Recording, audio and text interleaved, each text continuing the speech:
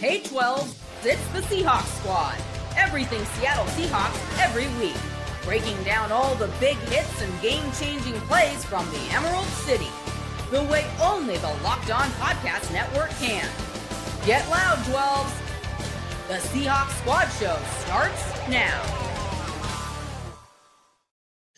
What up, 12s? Anderson Hurst, Chris Crawford, Corbin Smith with you for your Seahawks Squad Show. Appreciate all y'all hanging out with us today. It's been a bit since we've chatted with y'all. I know everyone in Seattle has Mariner fever right now. You had Seahawks or Huskies versus Ohio State over the past weekend, and especially without the Seahawks playing over the weekend, it was a good kind of break for everyone to kind of get in a groove, watch some other sports if you're a Big 12s fan.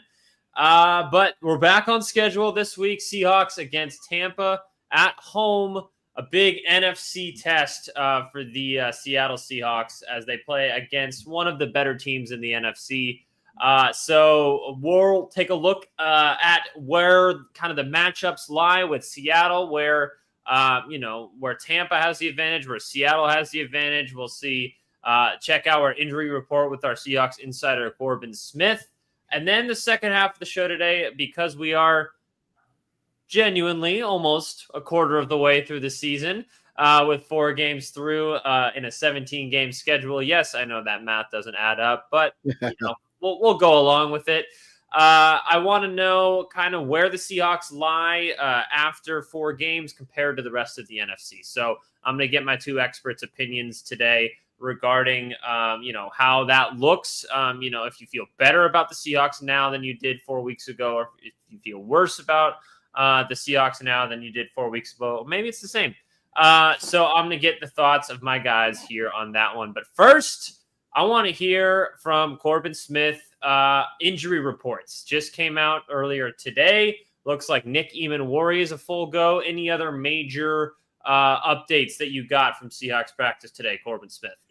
Yeah, it's interesting because I had been told that Devin Witherspoon and Julian Love, my sources suggested that them being out Wednesday wasn't a big deal, but then they were not playing today either. Yeah. That always raises red flags for me because both these guys returned for Thursday night football.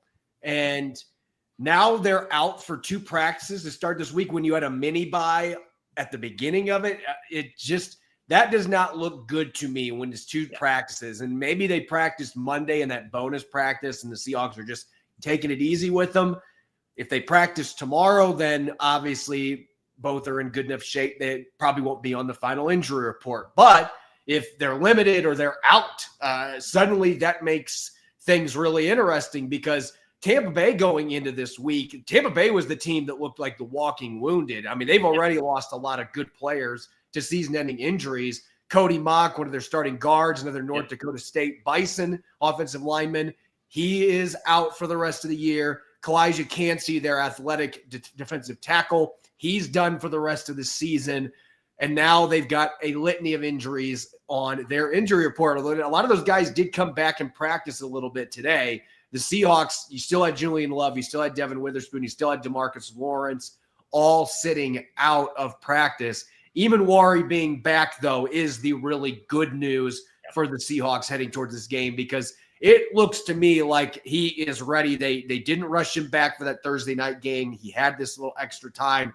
He should be ready to go and return to action, which they're going to absolutely need him for this game against a really solid Tampa Bay Buccaneers offense. Yeah, Chris, how do you react to that news? So you get Nick Emani seemingly a full go, and then you still haven't seen the other kind of question marks on this defense.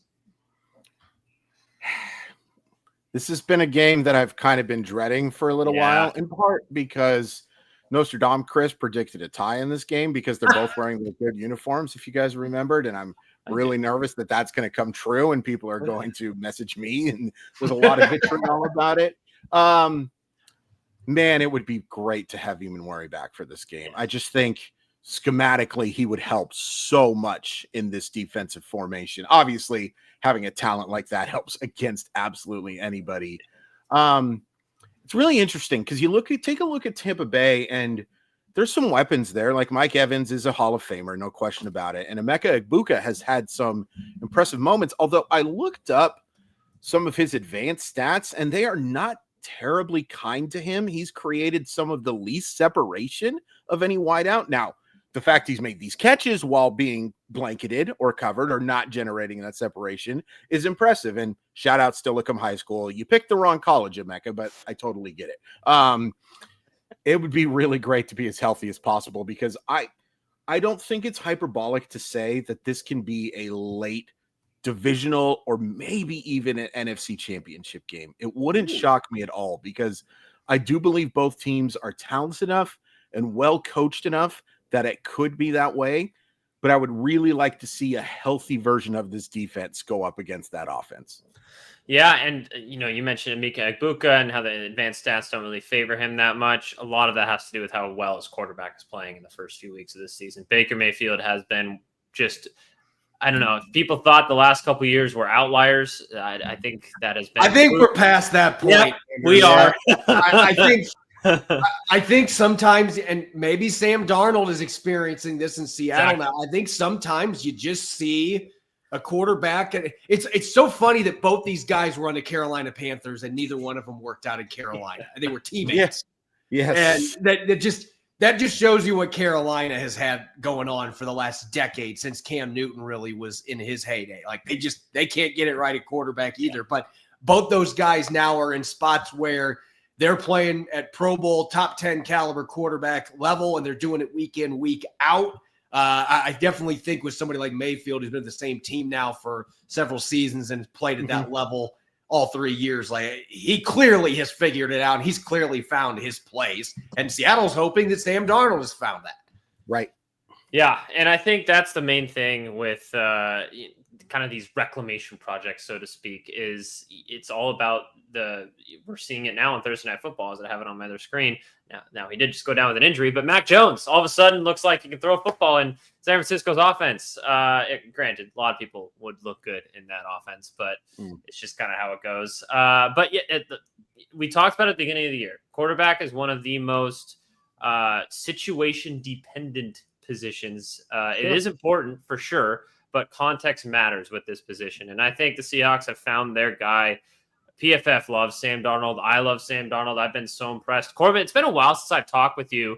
How impressed have you been with Sam Darnold early in this season through the first 4 weeks? I think, look, I know a lot of listeners are not going to want to hear this. It's too early still to know whether Seattle made the right decision at quarterback. I know Geno has struggled with the Raiders, but man, you want to talk about a team that's a dumpster fire right now. Like, Pete's got one of his classic offensive lines there. They can't block anybody, and they just lost probably their best offensive lineman for a significant amount of time. And the receiver situation, but you know what? That's what you sign up for when you ask to be traded, or you don't take a contract offer. Like, kind of what you put yourself in a position to have happen. And Sam Darnold, what I imagine is his very best, he has surpassed that in these first 4 games, because he's not throwing the ball high volume. And we talked about this before the season. I thought if he was throwing a high volume of passes, that was a bad thing for the Seahawks. They are doing what they need to do but I'm to the point with him though, where, like, the end of the game when the Cardinals were coming back last week, I'm kind of sitting there like, okay, let Sam do it. Like, let Sam throw the ball and let him rip it downfield, because that has been a consistently great part of this offense for the Seahawks. And he's making smart decisions.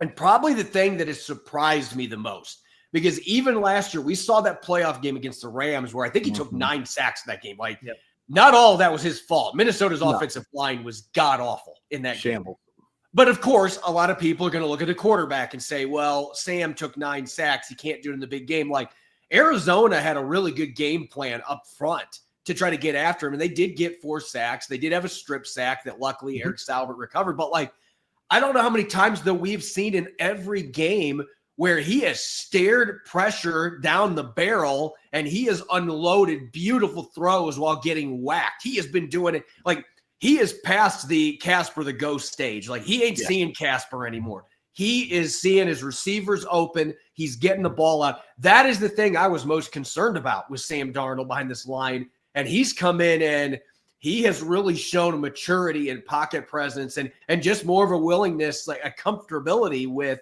I'm going to get hit, but that's okay. Torrey Horton's wide open. I'm going to get the ball to him. 21-yard touchdown, Steelers game. Or one of the throws he made in the Saints game. Saints were sending like 8 dudes on this play, and he made 2 rushers miss, spins out, and gets a 29-yard completion to Smith and Jigba, scrambling. Like, he is doing all of those things those are not game manager plays. Those are franchise quarterback plays. And it hasn't been fluky feeling. Like, it has just felt like he is playing within himself and in this offense. So I did not expect to see him play this well. And I think there's still room for him to get better, especially if they can get more consistency with their run game to complement him and the receivers they have. Chris, one of the things that I think really helps him is I think the pass protection has been a massive, pleasant surprise so far for the Seattle Seahawks. Now, we'll get to the running game here in a second. I think that's the other side of things for sure. Yep. But there have been times where you have long developing routes with Sam Darnold, and he is able to just sit back there and wait for them to happen. So how, as my resident O-line evaluator, how would you say we'll stick with the pass protection side of things with this O-line has? Is it real? Is this something that is sustainable? So I think the tackles have played terrific with a few exceptions, but for the most part, I think Charles Cross has played a well above average level. And I think Abe Lucas has been a very solid option as well. The interior still scares me. There are still times where Anthony Bradford just gets beat. And there are times where, unfortunately, we talked about it after the Seahawks game on Thursday, where Gray Zabel has looked like a rookie. Yeah. But the overall scheme, and what I think has been really big has been, it's looked like a unit. It's looked like it's not individual guys making the plays. It looks like the scheme has helped these guys quite a bit. Because John Benton! This is the thing. Kubiak. This is not the most talented offensive line in the NFL by any stretch. If Charles Cross is your best offensive lineman, a lot of times that's not so great. But these guys are built for this scheme, and there has been real flashes of brilliance at times from both Sundell and Gray Zabel. Anthony Bradford is also an offensive lineman. I'm sorry, he's just not good. He's not a good football player. And the fact that they have been as good with Bradford there has been awesome to see, honestly. But I think it's been just the cohesiveness of the unit that has been so good. But in particular, the tackle play has been maybe not outstanding, but not that far of a notch below it. Yeah, I think on the other side of things, and we talked about Sam Darnold, how much he's impressed. And when we laid out the likelihood of him being good before the season, a lot of that was dependent on a elite running game. Well, that hasn't been the case through the first 4 weeks of the season. And that makes that even that much more impressive, Corbin Smith, that what Sam Darnold is doing, what they're doing on offense has been a super efficient passing game with a volume running game that hasn't really broken out yet, I feel like. So how do you think that's going to develop moving forward?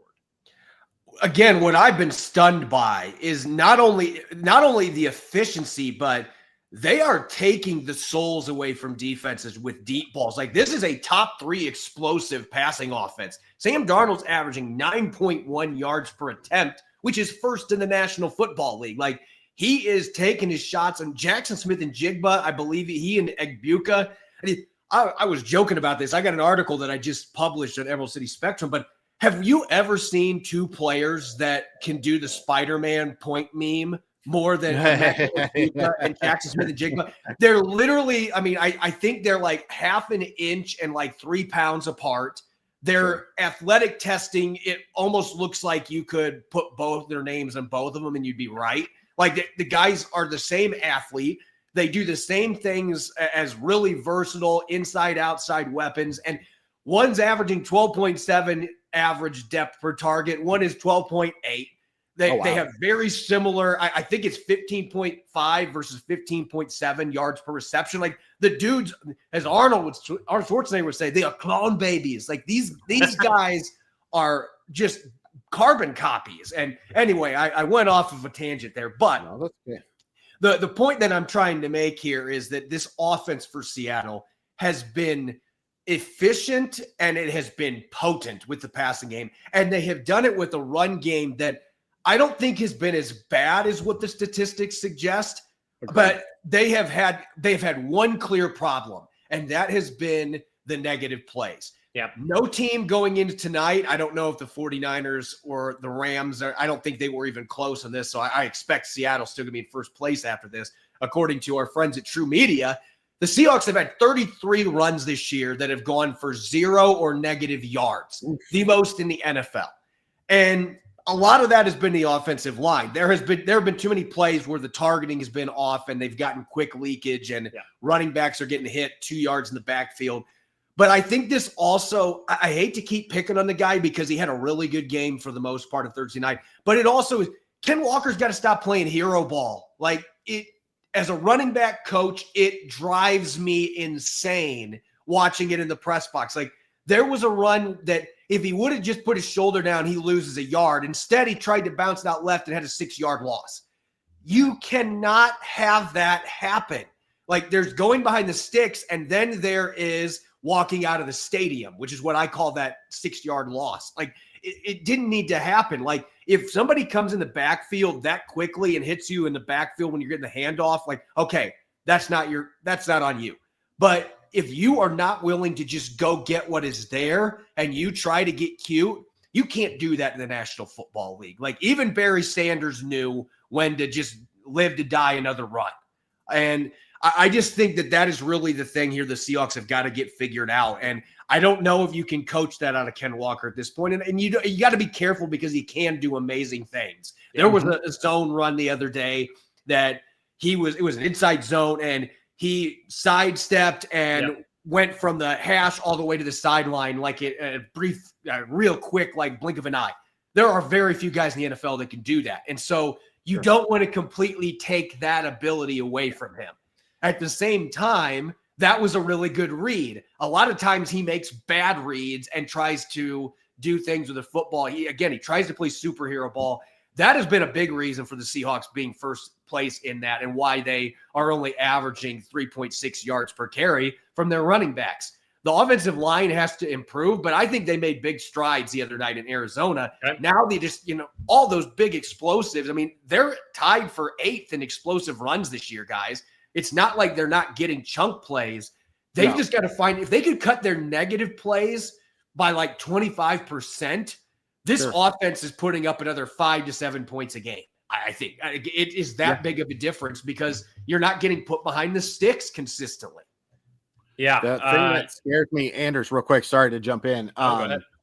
Is that this is a tough Tampa Bay defense to get right against. I believe they're second in yards attempt, and I believe are second in yards per game, 5th in yards per carry. I might have those reversed, but like, I've got an article on Emerald City Spectrum diving into this. They are in the top 5 for yards, limited yards before contact, and I think they're second or third in negative plays as a run defense this year. So if you're looking for a get right game, this might not be the right draw for the Seahawks.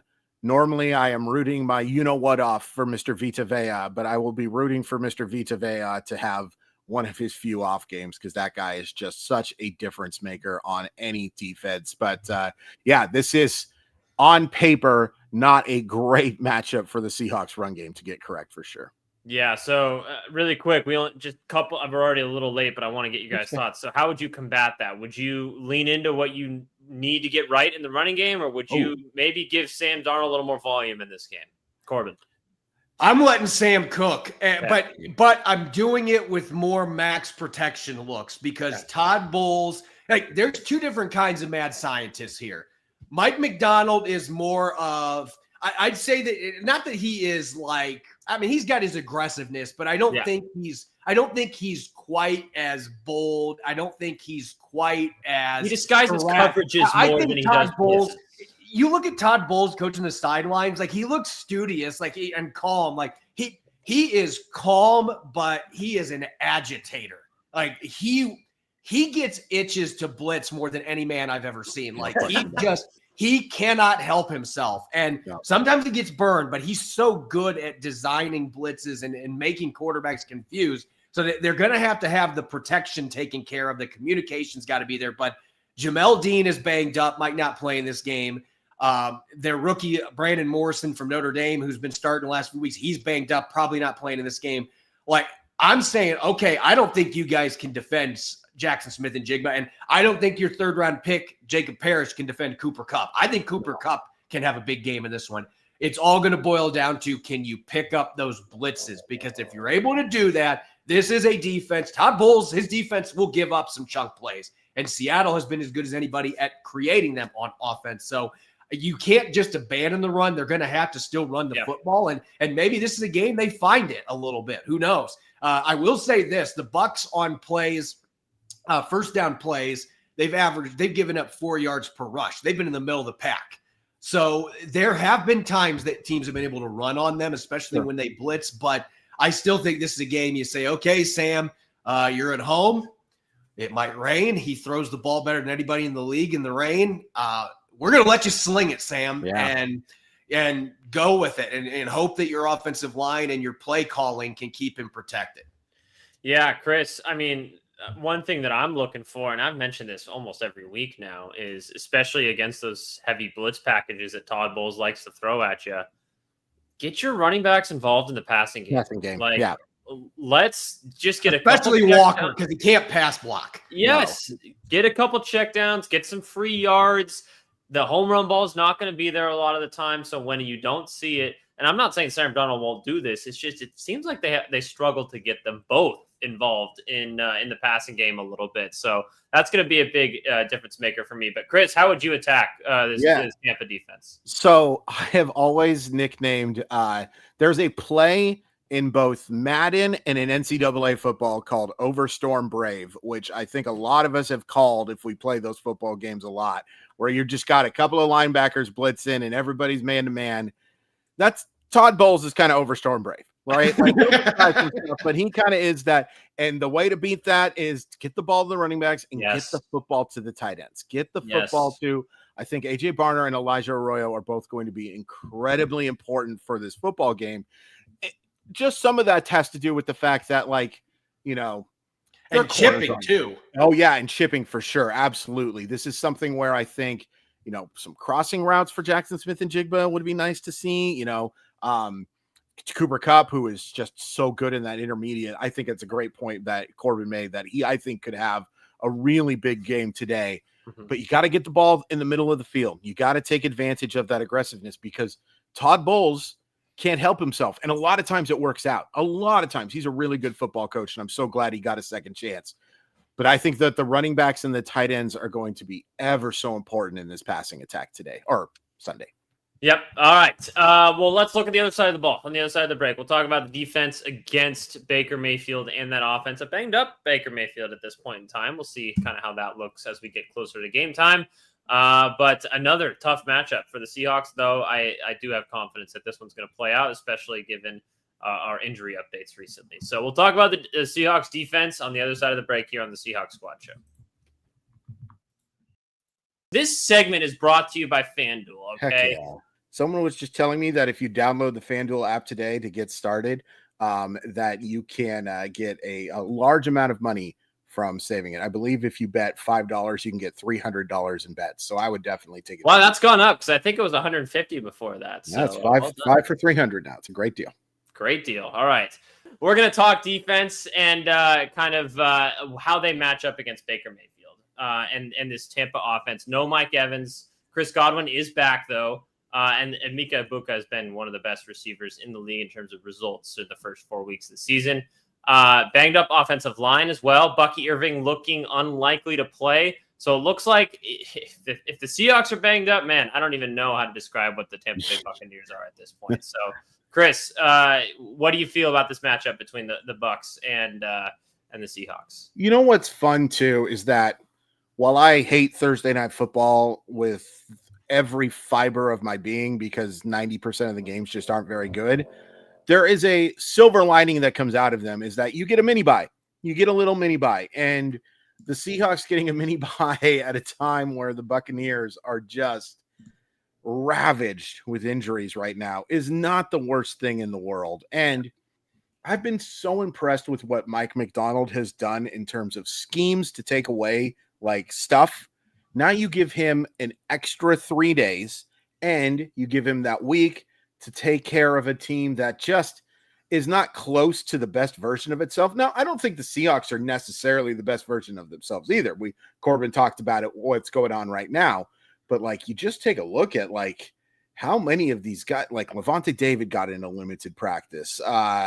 You mentioned Bucky Irving and all that stuff. You take a look at that injury report and it's just like, it's not supposed to be where I have to scroll down to get through all the injuries here.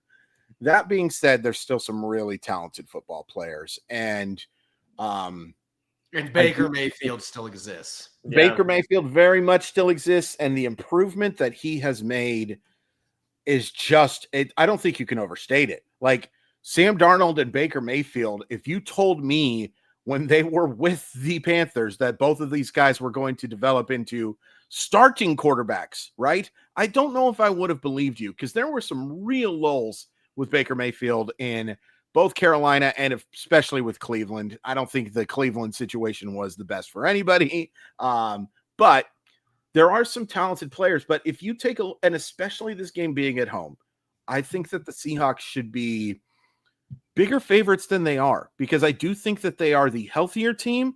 I think that they're the more talented team right now.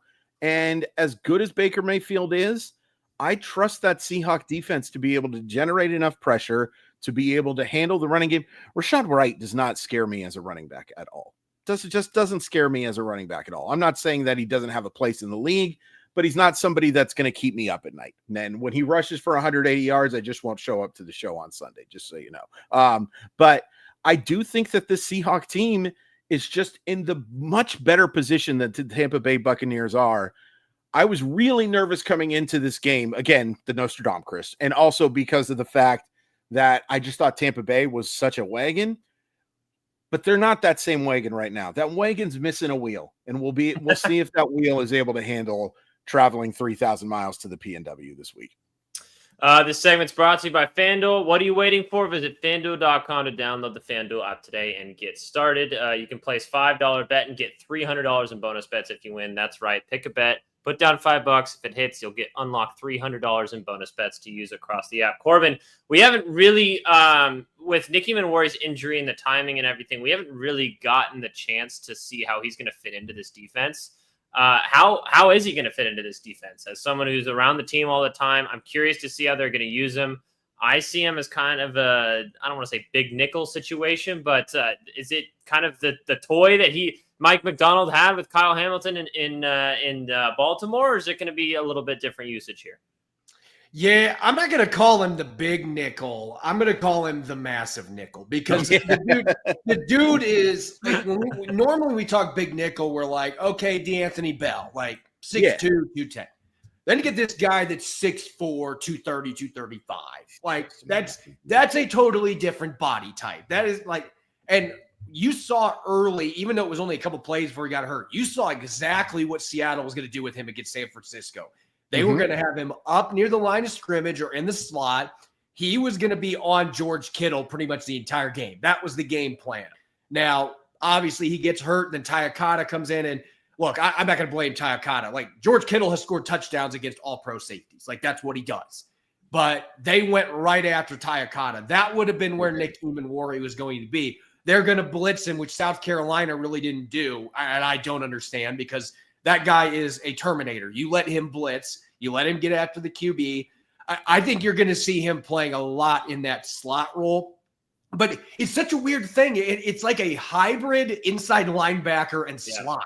Like, there's maybe one other guy in the league, Kyle Hamilton, that can do that. Like, but Nick Emani is a more athletic version. Like, and arguably has better ball skills than what Kyle Hamilton does. So I've been so excited to watch this kid play. I was extremely bummed. And the fact that he got hurt on a play where he destroyed Christian McCaffrey for like a 3-yard loss. Like, you got to see exactly what the Seahawks think he's going to be able to do. And then it was a fluky injury where he just had his ankle turn funny. I cannot wait to see him back on the field. And you know that kid has been dying to get out there My understanding is the last couple of games, you've been like, I think I'm good enough. And they're like, no, we're not going to put you out there before you're ready. Sure. I am really looking forward to look. Otten's a really good tight end for Tampa Bay. They're going to lean on him. I expect to see a lot of Nick Emani going up against him in coverage when they are in their nickel and dime sets. Yeah, Chris, I mean, that's exciting. And especially because we've mentioned it a couple times, he hasn't played awful, but it's been a place of when your defense is so good, you kind of have to point out some place that's a weakness. I think Tyrese Knight has been one of those situations through the first 4 weeks of the season. Sure. This will give him a little bit of a boost, with someone like a Nick Emani toy. Corbin, you're kind of shaking your head at that one a little bit. I think Tyrese has been fine. Like, I guess that's going to what you're saying. You got to pick somebody. Sure. He still had some really, really good plays defending the run the other day against Arizona. And you have to remember he missed almost all training camp. So I think early this year he was trying to get his feet underneath. Good point. So, I would say the big thing with Tyrese Knight for me has been week 1 was bad, really bad. And I think week 1 was really bad in large part to the fact, what Corbin just said, the fact that he was so injured. I still feel like that's a position you can get more from, for sure. And I think that Drake Thomas has been okay too. And in fact, I was just looking at ESPN's depth chart. They actually list Drake Thomas ahead of Tyrese Knight. I don't really know if they've been kind of. Thomas got more snaps the other day, but I think part of it was because Arizona's style offense. Correct. Right. I think have to have Kyler Murray and shotgun 90% of the time because I feel like they were doing that against New Orleans as well. No. Sure. Yeah. Yeah. And New Orleans such a tough one though too because of the fact that game got out of hand pretty early. So I think there were some. There was a lot of obvious passing situations. Yes, there was. I think the big thing too with Emani is for me is it lets Kobe Bryant play a more comfortable position than what he's been asked to do at times. I think Kobe Bryant's done a really nice job of it though, by the way. I think that Kobe Bryant, particularly in that game against Pittsburgh, was such a difference maker, changing the way things were going. But he can play a little bit more comfortable, not necessarily as a it's not him and Nick Emani are safeties, but they're very different safeties, right? Like this is a very different situation. I just think it lets players play the places that they need to play and gives those guys a chance to put themselves into the best position to succeed. That's the biggest thing for me. On top of the fact that I just think, like, of all the Seahawks defensive players outside of Big Cat and outside of Devin Witherspoon, I don't think anyone has the upside of Nick Emani. Yeah. I mean, the draft position would tell you. I got people making fun of him. Look, I wish I wouldn't have said it, but like I truly believe it. I think he has yellow jacket talent. I don't disagree with it whatsoever. I think he is if we're talking upside, as great as Leonard Williams is, like Leonard Williams is a finished product at this stage of his career. Very, very damn good one. But and Witherspoon, I think if he can get past this knee thing, I think is still a special player. No doubt. But he doesn't have the size and the speed and look, Nick Emani is a guy that if you can get a few of his little things with coverage tweaked out and you can get just a little bit more comfort playing multiple spots, he is to me, he is the highest ceiling on this team, and it's not even close. And I'd actually put JSN second because I think JSN is already proving. Yeah, to me, he's been an all-pro caliber player this year. And I think he's got room to get better, a lot of room to get better. So, I have so much bias because I have so many Jackson Smith and Jigba rookie cards that I don't want to come across as being like I don't want to come across as that being a financial reason for it. But I've been so impressed. Saijan does bring up, don't we own Baker? The Seahawks have had some good success against Baker Mayfield. Some of that has come with Baker Mayfield not exactly playing for the best teams at those times. I think it's worth pointing out. This is certainly a different Baker Mayfield than we saw when he was with Cleveland, when he was with the one game. I always forget it's similar. He's a Mike Piazza Marlin, the one game that he played for the Los Angeles Rams many years ago. But they have done well. he's just, and I'll be honest with you, I was not a huge Baker Mayfield fan when he came out of college. I thought he was a good player, but I thought he was a Lincoln Riley product. And there have been some Lincoln Riley products who have not handled this very well. He deserves a ton of credit for making that jump. He and Sam Darnold are two of the most improved players I've seen in terms of footwork, right? Like the actual process of setting and being ready to go. I mean, Baker Mayfield looked like he was, Sam Darnold looked like he was constantly doing that drill where you're going up, down, up, down, up, down with your feet sometimes when he was in the pocket. You don't see that version of him anymore. And Baker Mayfield's pocket presence is exceptional. He's Absolutely. a magician. He's a magician. Yeah. So yeah, it's a different version of Baker Mayfield that we're seeing. And he's got an absolute killer instinct. I love that about him. His teammates love playing for him. He's a guy that shines in the bright. Don't sell those cars, brother. I'm not going to, my friend. They Don't are. sell them. I'm staring at a couple of them right now. Hi, Jackson. How's it going? Okay. Well, we're going to do a little earlier version of Nostradamus, Chris, on the other side of this break because. Hey, would you like me to do this ad read for you, by the way? No, I need redemption, so I'm doing this next. Okay, there you go. But we're gonna get our game predictions. And I know Corbin likes to do it as close to game time as possible, so you can refrain from giving your final score, Corbin Smith. But I want to know how you guys feel this game is going to play out. We'll talk about that on the other side of this break here on the Seahawks Squad Show. Hey, look, I can read. NFL season's back, and honestly, there's nothing better than being in the stadium surrounded by fans cheering on your team. But let's be honest, getting tickets can be a hassle between queues, login screens, and prices jumping at checkout. It's frustrating. That's why I use Gametime, the app that gives the advantage back to fans. Gametime's fast, easy, and backed by the Gametime guarantee. You can get 100% authentic tickets delivered on time at the best price. Plus, all fees are included, so the price you see is the price you pay. I pulled up Gametime, and in just a couple taps, I saw amazing deals. I'm talking about your favorite NFL games as low as $100 to get in the door. If you were to tell me years back that you could get into an NFL game for $100, especially a Seahawks game, that I would not believe. But Gametime makes it possible. Everything about Gametime is fantastic. My favorite thing is that all of the prices you see include fees. It's huge. So that whenever you see a price for a ticket, it's the price you pay. It's not $20 extra after that.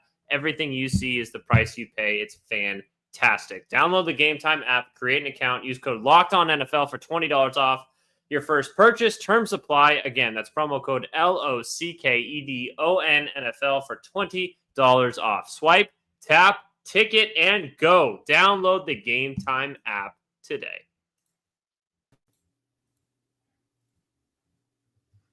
Welcome back to the Seahawks Squad Show. Chris Crawford, Corbin Smith, and myself, Anderson Hurst, are with you. Now is the time of the program where we like to predict the future a little bit. And Nostradamus Chris has been pretty close to accurate so far with a lot of his predictions. So I'm curious where he thinks he's going to go with this game. Maybe he sees something a little bit different in the cards since before the season he did predict a tie here. If we're going straight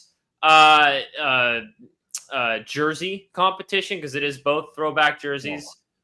Anyone who says the creamsicles are better than the Seahawks throwback jerseys, you're just wrong. I'm sorry. You're straight up wrong. It would be about 47-0 Seahawks, because I think the creamsicles are one of the most ugly jerseys I've ever seen. So right. The creamsicles are a thing of pure beauty. That orange, so good, and that orange really is just unbeatable. It is my favorite retro, and you can't beat Bucco Bruce either. Bucco Bruce is the coolest logo. I like the logo. The colors, no. Interesting. It's kind of like the original Super Mario Brothers movie. It's so bad. And good. Like, I love the creamsicle. I love them too. I'm shocked. I'm really shocked here. That's I think what this is, Anders, and I respect it. Your hatred of the Astros has bled into you hating any. Yes. Astros and Oilers, man. Orange, disgusting. Get out of here. You hate the Phoenix Suns now. You hate You hate the Orange Bowl. You won't drink orange juice. You Tennessee, you walk by it, leave. throw it away. It's just sad. It's sad. leaked into your entire life, man. What did orange do to you? Well, no, it's not just orange. It's when it's orange and blue is especially bad. So like Oilers and Astros, you guys can just. Yeah. Oh, so you must hate the New York Mets then. So you must think Juan Soto's the most overpaid player in sports, right? And see, now when you go to players, that's different. Okay. Anyways. Is absolutely like Bucco Bruce. I will. I like the logo. I love the logo. I will put it on my gravestone. Like even though I was a Buccaneers fan, I will on my gravestone. Bucco Bruce was the greatest NFL logo ever. I like it. I like it a lot too. So okay, the actual game on the field, guys. Sure. I'm Nostradamus Chris is feeling really confident.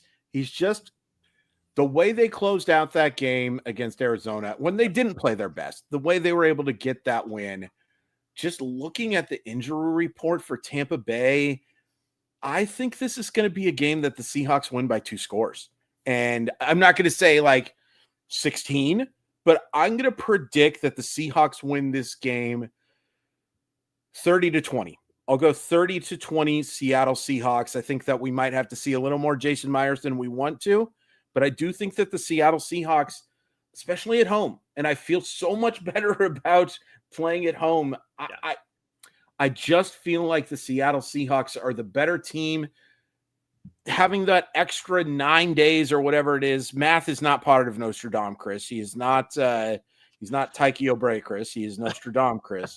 I just feel like it's such a perfect situation for the Seattle Seahawks to have another convincing W, and that's what I'm going to predict. All right, Corbin, what do you think? You know, right now the Seahawks are 3-point favorites according to our friends over at FanDuel. I got to make sure they are friends, by the way. Yes, they are. So 3-point favorites, at least the last time I checked, 3-point favorites. Yeah. And on our crossover show with James Yarko of Locked On Bucs, I mentioned, and I have not made my prediction. I will not make it until our Friday show. So I have time to – it's kind of been a weird one. I have been simmering on this because in the crossover show, it's like, God, 3 points. I could see this being one of those games where Mike McDonald and Todd Bowles are both bowling a 300 in this game. Both offenses are struggling, and it ends up being like a 2-point game. I could see madness like that. I could also, as Chris just mentioned here, I could see a scenario play out when I think about advantages here. I am more confident in Clint Kubiak being able to scheme around Vita Vea than I have been any offensive coordinator they have had when they have played the Buccaneers. Okay. And I think you have to do that with him, not just because he has his own orbit, but because he's an extremely disruptive player. I mean, he is one of my 5 favorite players in the NFL. I love watching Vita Vea play. He's just that kind of a stuff that doesn't show up in the box score, but you turn on the film and you're like, 50 is killing it again. Yeah. You have to find a way to mitigate it. But I am confident Clint Kubiak is going to be able to do that. And I am also confident that Sam Darnold is going to be able to get some shot plays against this secondary. And I think he has shown he will take a hit. He will stare down a blitz. As I said, he's not seeing ghosts anymore. He is now a ghost buster. And Ghostbuster Sam is going to get some shot plays. So I'll give my prediction on Friday where I'm falling here because I can see either one of these going, but I absolutely can see what Chris is talking about where with the injuries. And I have a quiet confidence in Sam Darnold and Clint Kubiak going against Todd Bowles and that aggressive style defense. And I do think playing Arizona before actually could end up benefiting them because that's a very similarly schemed defense. That's a great point. The same rate, and they send guys from everywhere. They can look at that film and learn from it, particularly the offensive line, and put it into practice in this game. So I'm leaning towards more of that way ahead of the spread. I'm leaning that way. We'll see how I feel when I wake up tomorrow. Real quick, Anders, this is just a side tangent. I was just looking through this week's schedule. Holy crap, are there some duds this week? Like, there's like 9 different, if you're in a survivor pool, that's like, oh, that's a good pick. Oh, that's a good pick. That's a good pick. There is some absolute garbage that is happening. So very small. I honestly hope the Seahawks win 77-0, but there would be part of me that says this could be a really crappy week of football if this is not the game of the week, because I'm just looking through this stuff, man, and it is ugly, ugly football. I won't be all that shocked if this joins the ugly.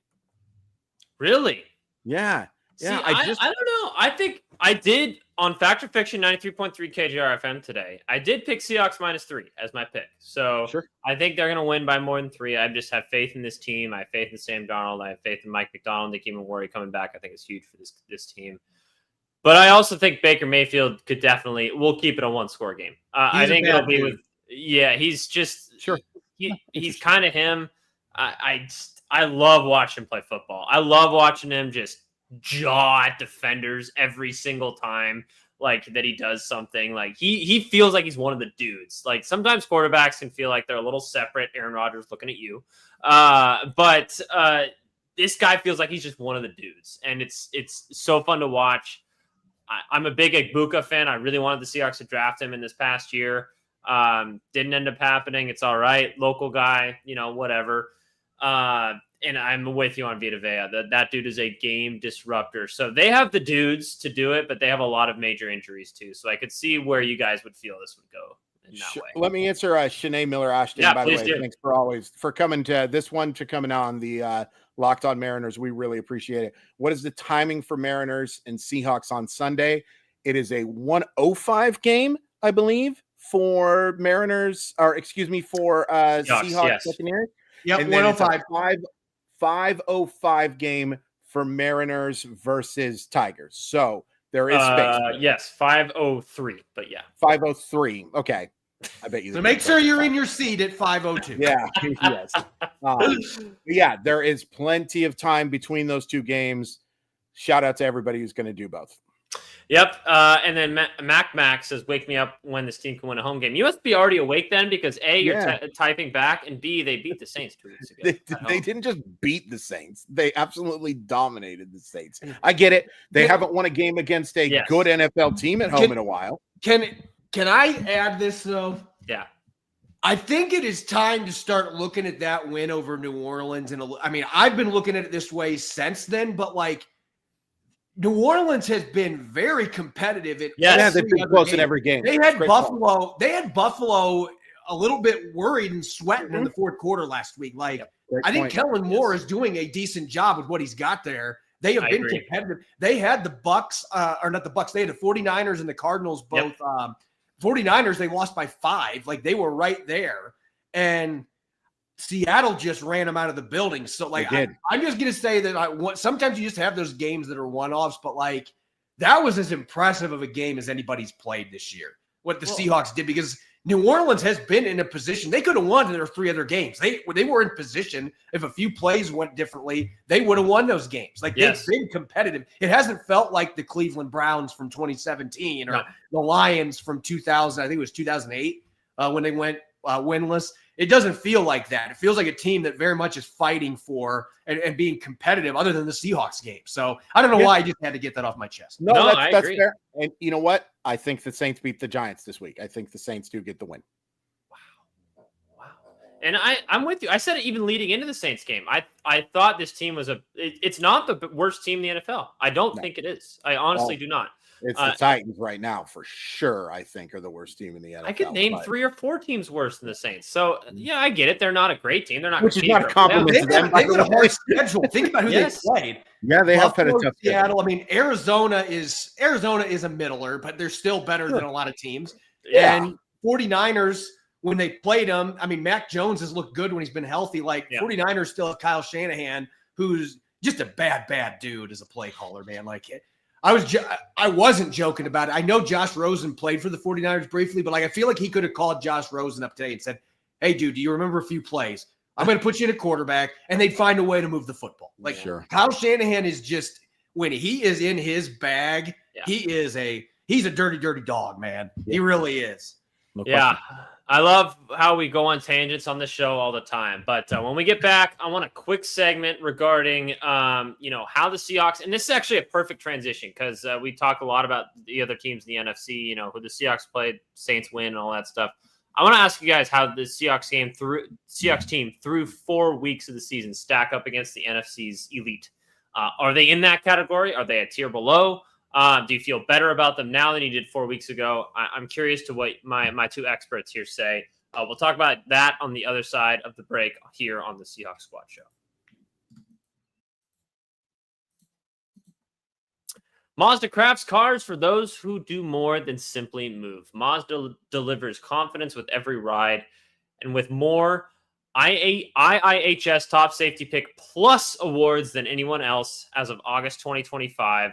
From footwork to breathwork, athletes sweat all the details. Mazda brings the same intention to how we craft every model. You can feel Japanese craftsmanship in every detail, from the metallic accents, available Napa leather upholstery. You can make everyday drives feel anything but, from smooth handling to intuitive controls. With all-wheel drive standard in every crossover SUV, you can drive with confidence through almost any season. And that's huge here in Seattle because, man, do people not know how to drive in snow. Like our players, we sweat every detail because when you make every move count, impossible becomes irrelevant. Mazda, move and be moved.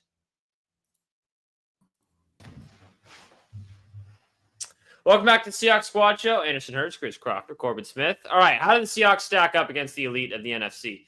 Who do you guys have as the elite of the NFC, and are Seahawks in that category? Chris, I'll start with you. Who do you think is the best team in the NFC? So I think it's the Eagles, and I know that's boring, but it's boring. Come on. Where's the hot take? I do think that the Eagles are the best team, and I think they're kind of in a tier by themselves. I kind of thought that it was the Eagles and the Packers. I don't feel that way. I know it's only a 2-game sample, but those last 2 games did scare me quite a bit.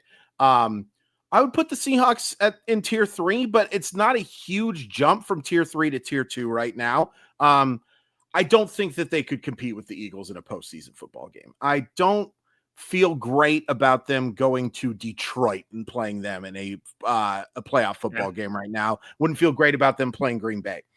I don't think they're like loads away. I feel more confident in this team being a contender now after 4 games, almost quarter of the season, than I did coming into the year. That's for sure. I predicted them to go 9-7-1, another 9-7-1 season. I know they've never had one, but a season where you're right in the cusp of things.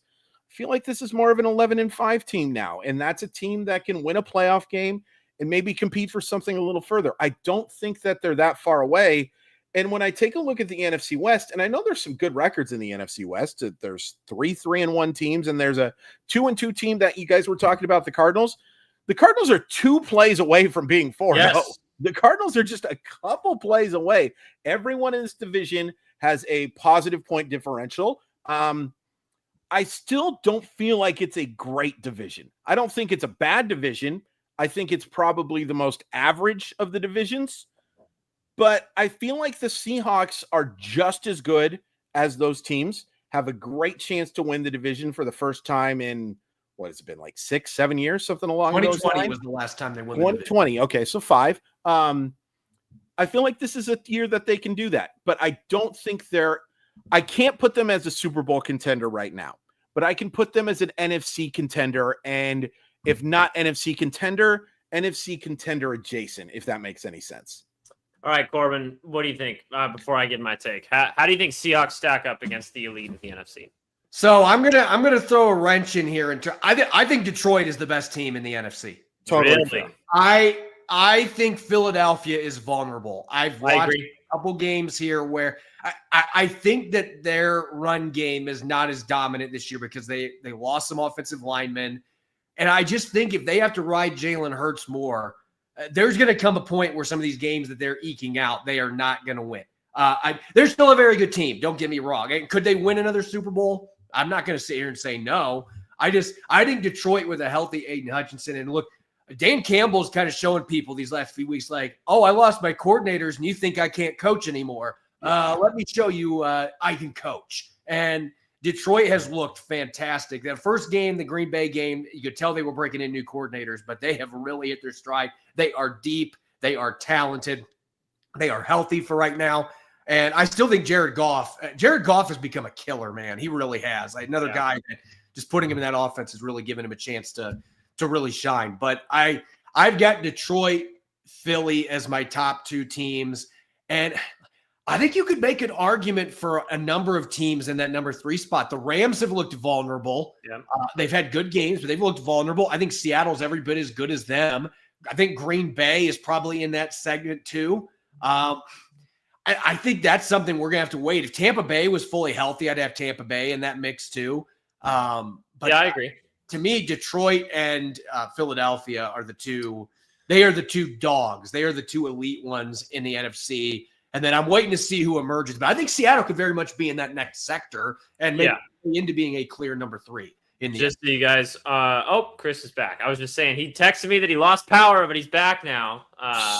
Never live anywhere that doesn't have at least 200,000 people, because I don't know, man. I just was in a city where there's too much light going on, and of course I have to go somewhere where there's not enough. What were we talking about? Talking about the elite of the NFC. I'm kind of responding to Corbin here. I'm still a Packers believer. I think they're the class of the NFC. I just think Micah Parsons is that good. I believe Jordan Love is real, and I think Matt LaFleur is Kyle Shanahan light, to be honest. And he kind of makes a lot happen with what he has. They have probably less weapons than I think a true contending team would like to have, but they make the most out of them. I'm a big Tucker Kraft guy. That defense has played well so far. They gave up 40 points to a Dallas team. Dallas has been scoring on everyone, though. So that's kind Brian Schottenheimer, man. That guy knows how to dial up offense, my friend. Yeah, he really does. So, I mean, I think you could make the argument for, I'm going to say Packers, Lions, Eagles, Buccaneers, 49ers, Rams, and I'd throw the Seahawks all in kind of one big, huge category. Maybe you can separate a few of those, especially at this point of the season. I think everyone's in that category. As far as like the eye test goes, you can look at records too, obviously, but that's how I feel at this point in time. I think the Seahawks might be the most balanced team out of all of those teams. They're not dominant on either side of the ball yet. I think they can get to that point defensively where they are a top 5 defensive team in this league. And I like what Corbin said about Sam Darnold. There's still room for him to grow. If he grows into more and figures more, like if they get the running game going, if he starts to maybe get a little bit more free reign with the offense and he can start let it rip a little bit. There's a lot of room for growth in this Seahawks team right now. And I see a much more likelihood that this Seahawks team gets better than what they are right now than gets worse, to be completely honest, because all this stuff that's happening is very sustainable. And I think you could expect even more throughout the rest of the season. And I don't know if there's another team you could say that about right now. So I don't know how you guys feel about that. I don't think it's crazy. I definitely don't think it's crazy, and I definitely don't think we've seen the best version of the Seattle Seahawks, in part because some of the best players on the Seattle Seahawks haven't been playing, like defensively, like we haven't seen. Julian Love is such an underrated football player, man. Such an underrated football player, and it's not just because he went to that beautiful, beautiful college. It's not just because of that. He's so beautiful. So you think orange creamsicle jerseys are bad. Why should anyone listen to anything you say about uniforms, my man? I think the Seahawks team is so much better than I thought coming into the year. And I'm glad, because it's so much more fun to say that than the opposite, right? Yes. That it's like, ooh, this is not going to be as good as I thought it was going to be. Their upside is up there. And it won't shock me at all if they're considerable contenders. I would just say, though, bet against Philadelphia at your own risk, man, because there's just kind of I'd say that about Detroit. I think that after how last year ended, I think that's a team that's saying, we are not bowing out early again like that. And their best player didn't play. I think Aiden Hutchins is that kind of a dude. Like he is one of those select few that can win games for you as an individual player. That's just how good he is. That's totally fair. Aiden Hutchinson is another guy I have a bunch of autographed rookie cards from, so I'm going to decline and comment on that one as well. All right. Well, it seems like we're all pretty optimistic about what happens over the weekend. I honestly think the Bucs aren't out of that picture either, to be honest. If they get healthy, I could totally see them run too. So dude, we'll see. Jalen McMillan for them as well, who is one of my, I think is going to be a big pickup. Do you have autographed rookie cards of him too? Just one. All right. Well, we'll talk to you guys next time. We'll have a post-game show. Just a heads up for you guys. I am going to the game on Sunday. I'm very excited to be there. It'll be my first game of the season. I will still be with you guys for the post-game show here on the Seahawks Squad Show on Locked On Seahawks. Appreciate all y'all whenever you tune in. Those are probably my favorite episodes. Chris will be in the hosting chair because I think he needs to relieve me of my duties after my performance today. So I'm taking a step back. I've been replaced, but no, I'm really excited to be at the game and to kind of let you guys know how it is. If you're able to go, awesome. Come say hi. I don't even know where my seats are, but come say hi. Come find me. I'll be wearing a Seahawks jersey. Corbin, where can we find your work?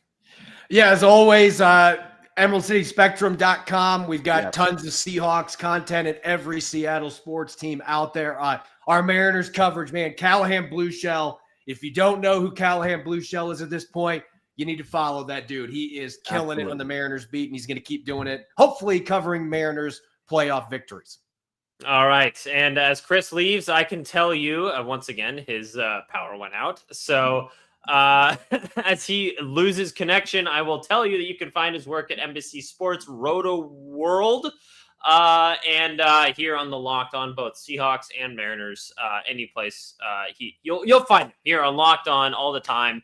Corbin, since Chris left me, I appreciate you joining me and being a part of this squad. Well, we can say we don't appreciate him because he's we don't. Oh, we really don't. So it's the weak link in the squad show. Let's be completely honest here. But all right, we'll talk to you guys after the game on Sunday. Have a good one. Go Hawks.